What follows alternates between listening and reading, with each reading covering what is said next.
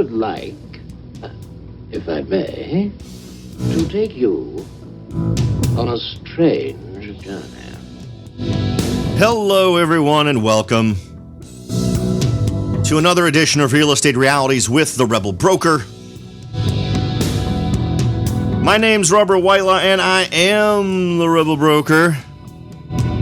Licensed real estate broker in the state of California, member of the National Association of Realtors. But please, don't hold that against me. Welcome to the end of the week, everybody. I hope you have all been achieving your goals, and I hope that this week was a shining example of getting everything you wanted out of it. As always, the best way to get in contact with me is through the website at therebelbroker.com.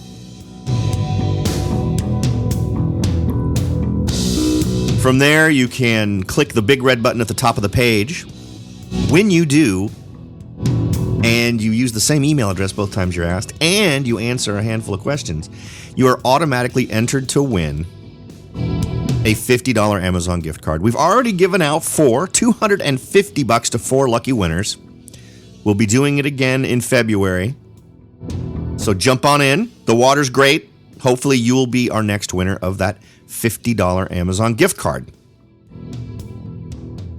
Also, if you'd like to get access to exclusive content or content early, you can get that from the Rebel Underground. And to register for that, just text the word Rebel Broker to the number 44222. That's text the word Rebel Broker to the number 44222. Or if you'd like to go visit therebelbroker.com, a little dialogue box will pop up asking if you'd like to join the rebellion. And that's what it's talking about. So you'll get the same results entering there. And I swear I really do have some exclusive content for my Rebel Underground coming up super soon. It's taking a little bit longer to produce it than I anticipated. My first run at it was not what I wanted, so I'm kind of still nudging it around. But it's going to be basically a walkthrough of how I analyze a market from a distance. It'll be on YouTube, so you'll be able to, the video will be there, but it'll be exclusive only to those in the Rebel Underground because there's a magical way I can do that with YouTube. And then after some period of time, it'll be available to everybody, but the folks in the Rebel Underground will get first crack at it. I've been giving you updates. Yesterday was a little bit of an update on my personal trek through preparing my home for getting sold. And I did a lot of digging, finally got some folks to give me some details. And one thing you're going to want to be aware of, frankly, I should have realized this. They will only, and I didn't realize it was 2 years on an investment property, but if you have an investment property that you haven't had for 2 years, that you can't show income for 2 years, they're not going to count that income. So any income you get, if you don't count that, if you haven't had that for at least 2 years, that's not going to count on your credit analysis for you qualifying for a loan. So if you'll recall, yesterday I mentioned that the general line I got was that the debt to loan ratio was off, and that's why, because they're simply not counting the income from that investment property.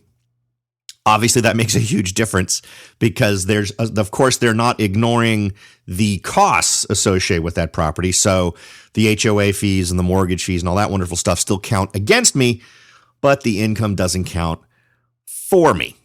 So that's the problem. So what that has basically done is if I want to go conventional, if I want to take the path that leads me down to doing it this way, then that means I need to wait until July of this year. And then that'll be the 2-year mark where I'll have 2 years worth of data coming in on that property.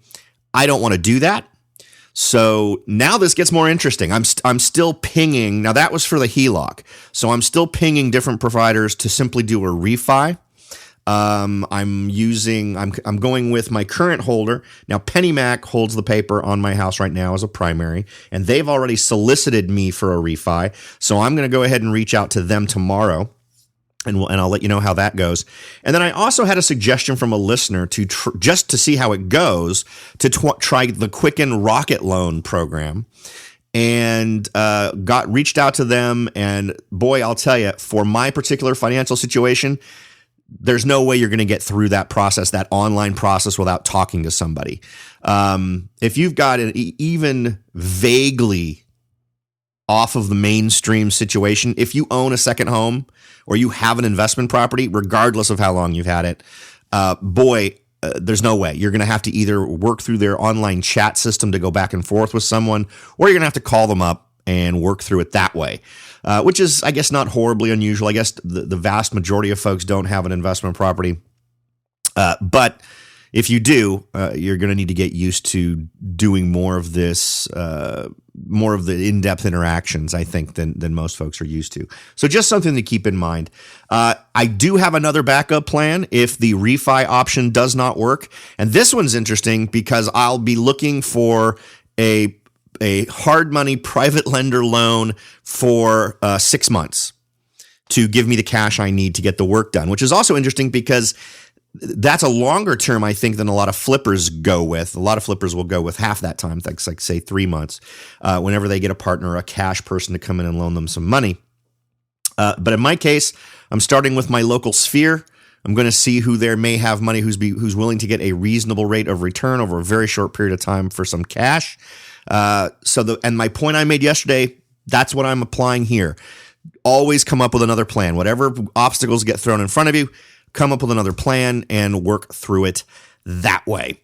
Okay, so what else was going on today? I came across an interesting article from CNBC. And I thought it had some interesting insights that were worth us discussing. The headline is why the supply of homes for sale is the lowest since 1999. And that's interesting to me because it's a headline, so they obviously get that the supply is ridiculously low, right? And yet, as I've mentioned before, the only solutions we get are on the buyer side. Create more buyers.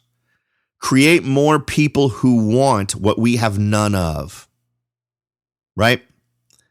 Seems like a perfectly reasonable set of circumstances to be able to analyze in a dispassionate way and realize that interfering in this market where you create more people who want something we don't have enough of does not create a good scenario for anyone. And I've already enumerated how it is bad for everyone in the entire process. Except, of course, for real estate agents who'll make higher commissions based on the higher sales prices.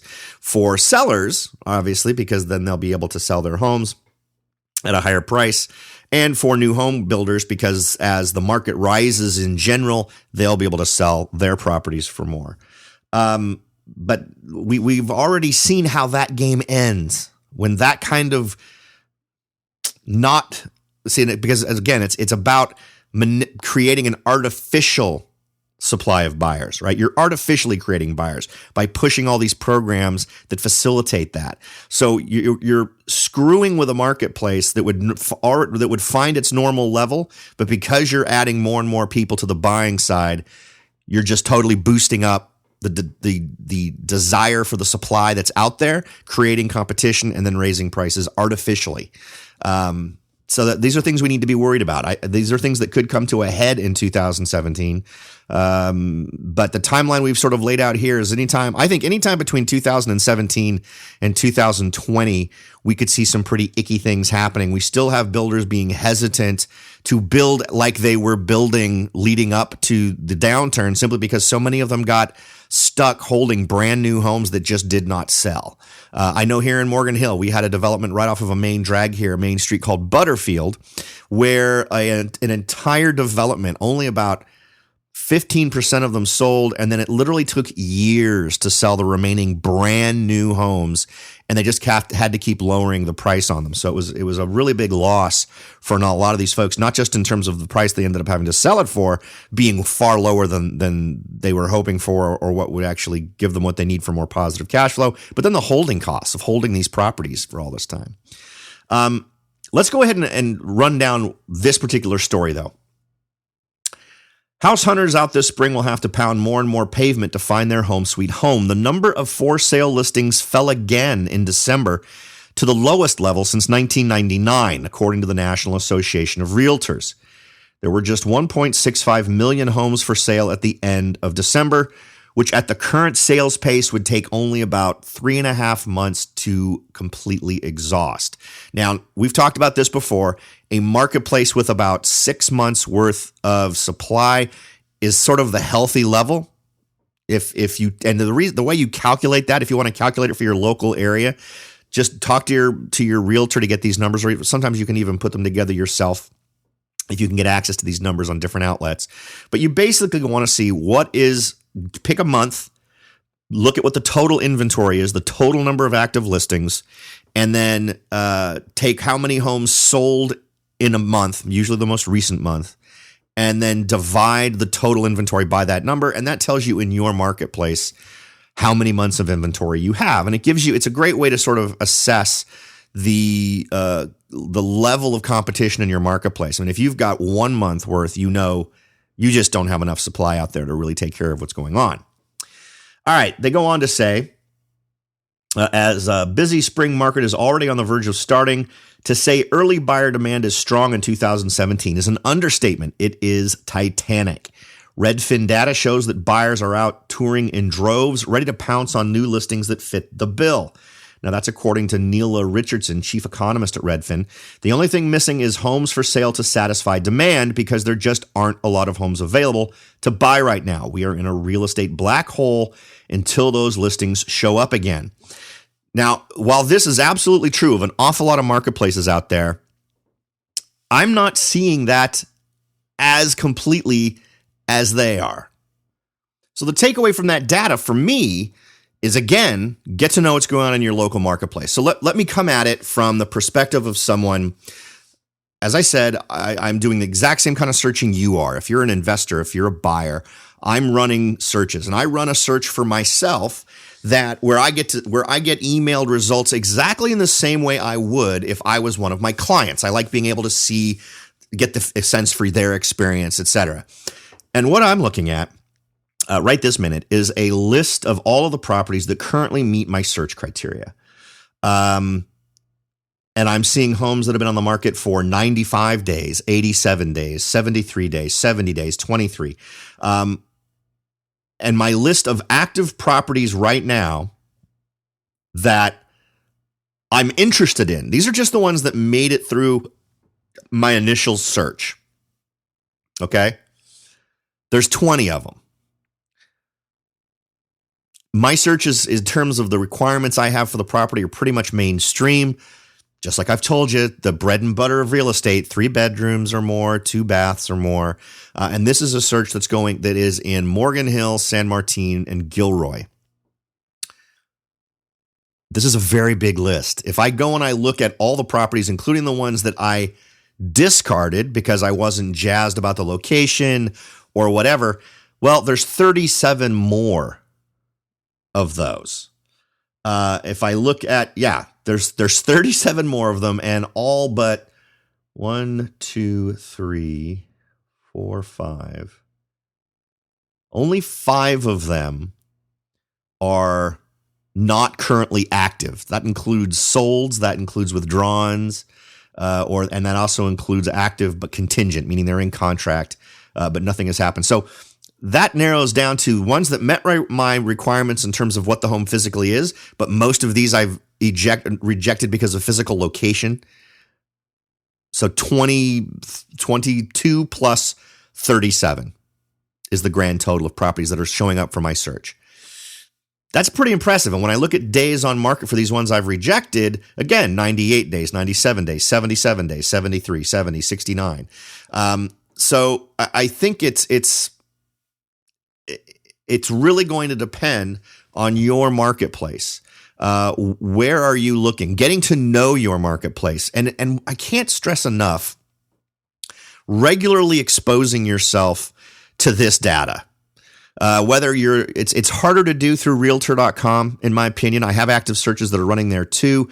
I just don't get the granularity or clarity that I get from the search that I can see as a real estate person or the search that I provide to my clients. So I strongly think that for those of you who are interested in different marketplaces, becoming associated with a real estate person who can send you this data, even if you're thinking to yourself, you know what, I don't feel good about the market. I don't feel good about getting involved with anything right now.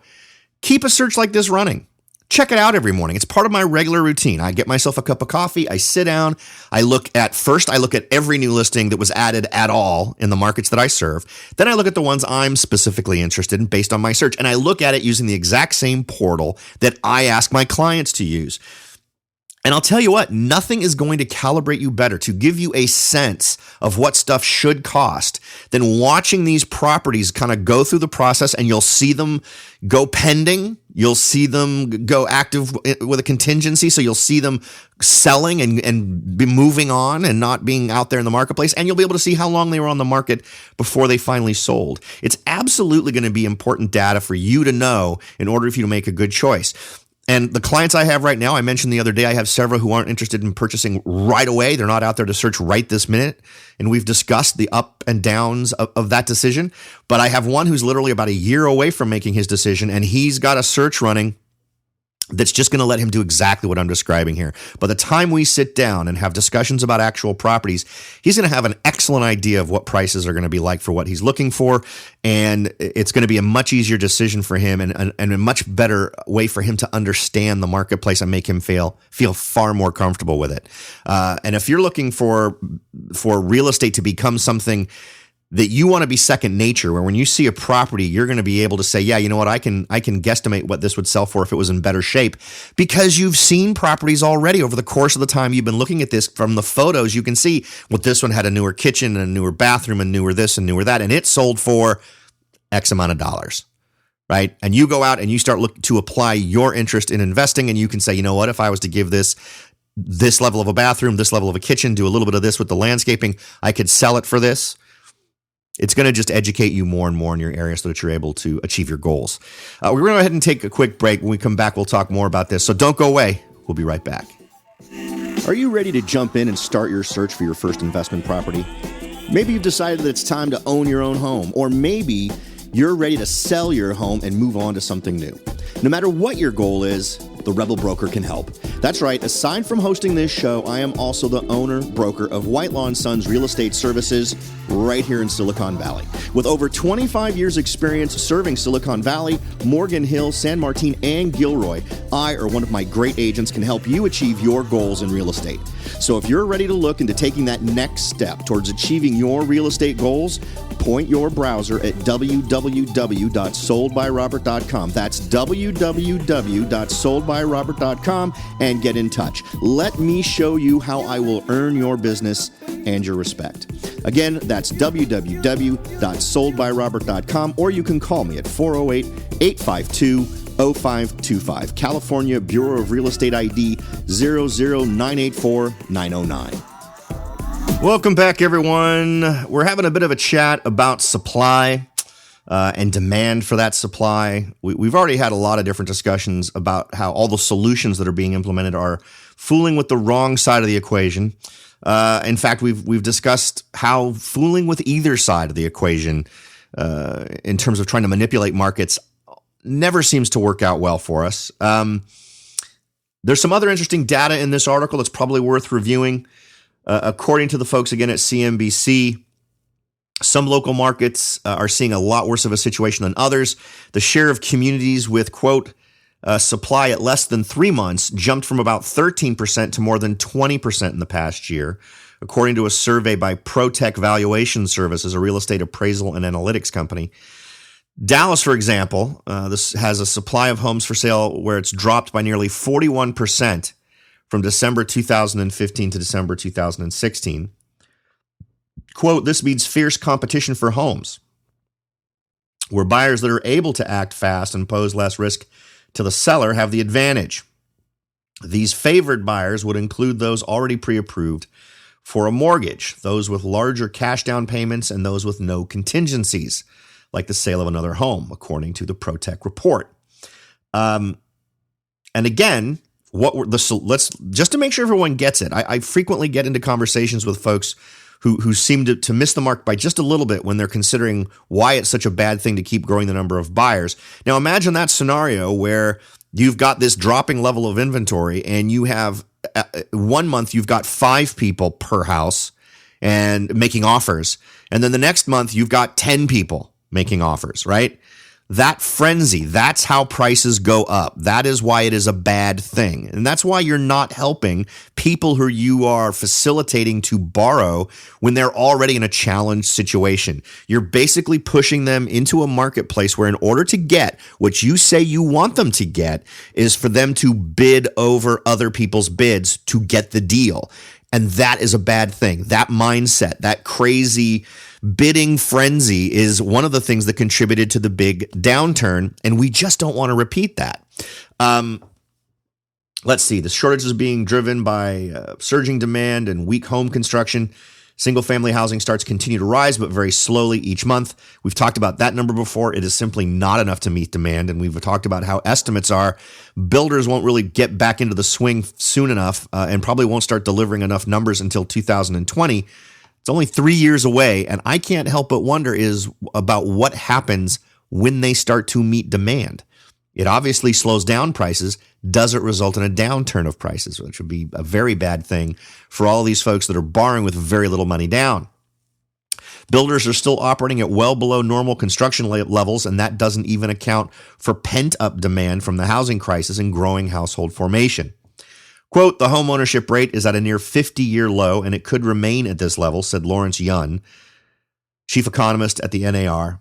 I'm not sure if this is the trend that America wants. So I almost never agree with Lawrence Yun, the chief economist for the National Association of Realtors.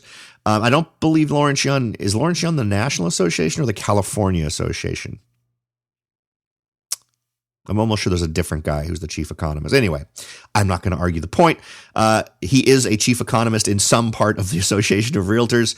But I absolutely agree in terms of construction's not there. If you want to help people, let's approach it from that. Let's say you're all for the government and the folks who are so much smarter than the rest of us sticking their hands in and quote unquote fixing all this stuff.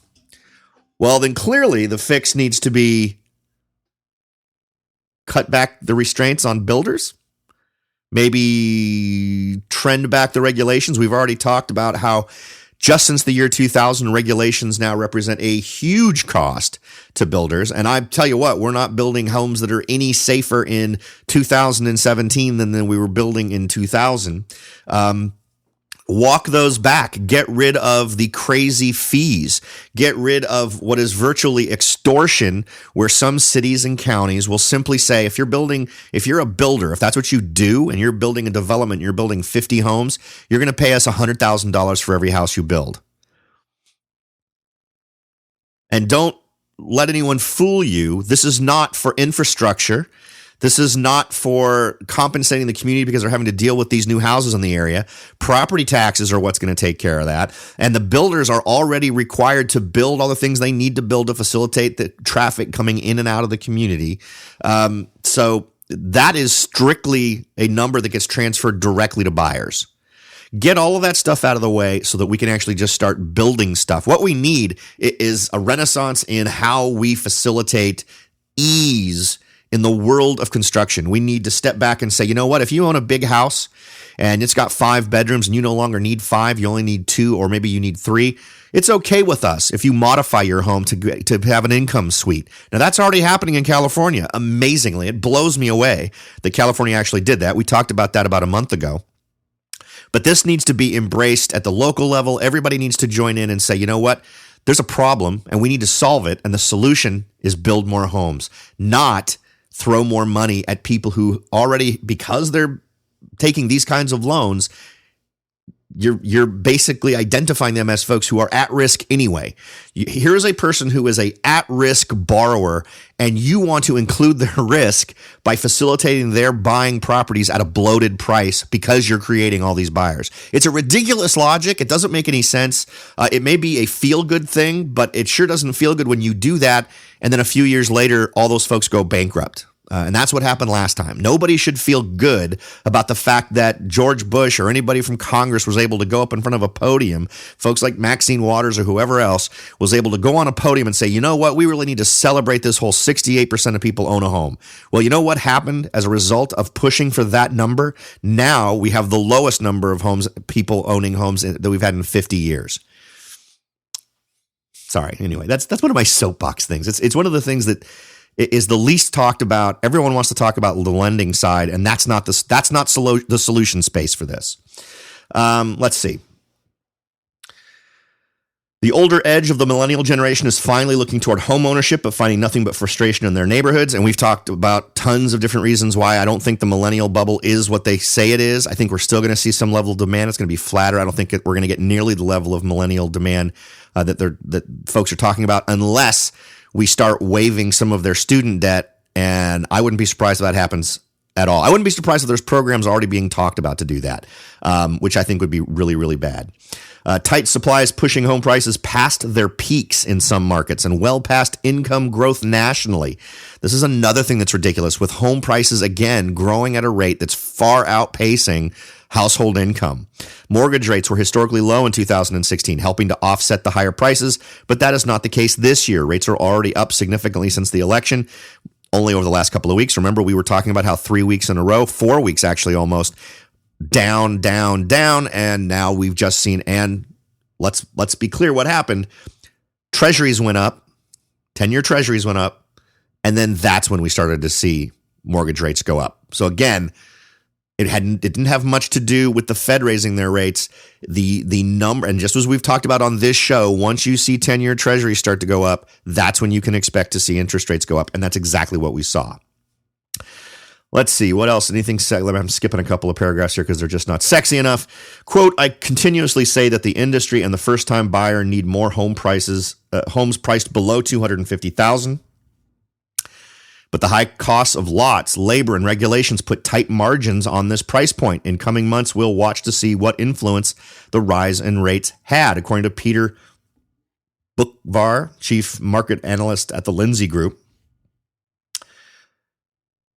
As rates rise, fewer potential borrowers qualify for the strict debt-to-income levels lenders now require. Some are looking to the Trump administration to loosen regulations on lenders, but that could take time and is unlikely to happen before the spring season. Again, this is what blows me away. They've identified the problem. They got it, right? They got the Cupid doll. They got the brass ring. They understood it's an inventory problem. There aren't enough homes. But now they're talking about facilitating buyers.